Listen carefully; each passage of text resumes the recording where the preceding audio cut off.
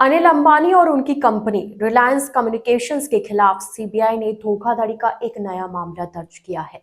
जांच एजेंसी का आरोप है कि अनिल अंबानी और उनकी कंपनी ने साल 2013 से 2017 के बीच बैंक ऑफ बड़ौदा के साथ 2220 करोड़ रुपए से ज्यादा की धोखाधड़ी की है। बैंक की शिकायत मिलने के बाद सीबीआई ने अनिल अंबानी के घर और रिलायंस कम्युनिकेशन के दफ्तरों में छापेमारी की, जहां से लोन ट्रांजैक्शन से जुड़े कई अहम दस्तावेज बरामद किए।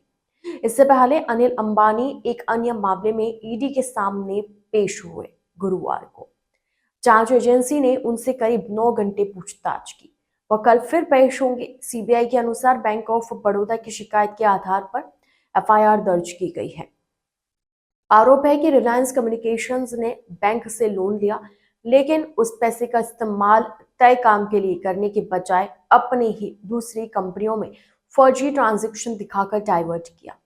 जांच में सामने आया कि इस हेरफेर की वजह से बैंक ऑफ बड़ौदा को 2220 करोड़ रुपए से ज्यादा का घाटा हुआ। अधिकारियों के मुताबिक अनिल अंबानी की कंपनी का यह खाता 2017 में एनपीए घोषित हो चुका था। हालांकि अनिल अंबानी ने बॉम्बे हाईकोर्ट में याचिका दायर की थी, जिसके बाद कोर्ट ने इस खाते को फ्रॉड घोषित करने पर रोक लगा दी थी। यह स्टे 23 फरवरी 2026 को हटा दिया गया।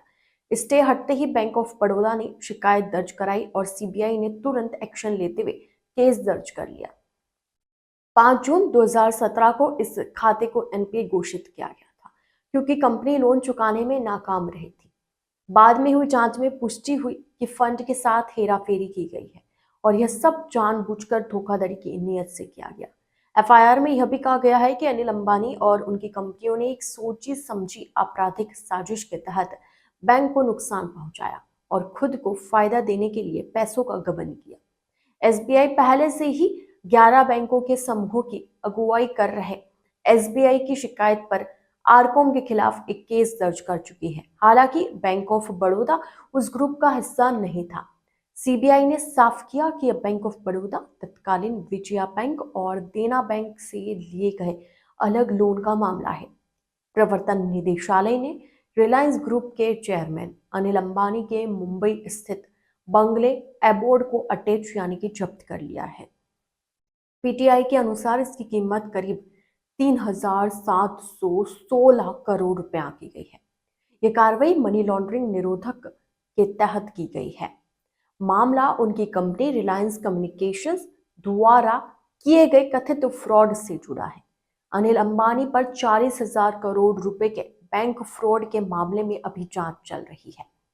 बता दें कि 11 बैंकों के समूह की अगुवाई कर रहे एसबीआई की शिकायत पर आरकॉम के खिलाफ एक केस दर्ज किया जा चुका है। हालांकि बैंक ऑफ बड़ौदा उस ग्रुप का हिस्सा नहीं था। सीबीआई ने साफ किया कि यह बैंक ऑफ बड़ौदा, तत्कालीन विजया बैंक और देना बैंक से लिए गए लोन का मामला है। प्रवर्तन निदेशालय ने रिलायंस ग्रुप के चेयरमैन अनिल अंबानी के मुंबई स्थित बंगले एबोर्ड को अटैच यानी कि जब्त कर लिया है। पीटीआई के अनुसार इसकी कीमत करीब 3716 करोड़ रुपए आकी गई है। अब अंबानी पर 40,000 करोड़ रुपए के बैंक फ्रॉड के मामले में भी जांच चल रही है।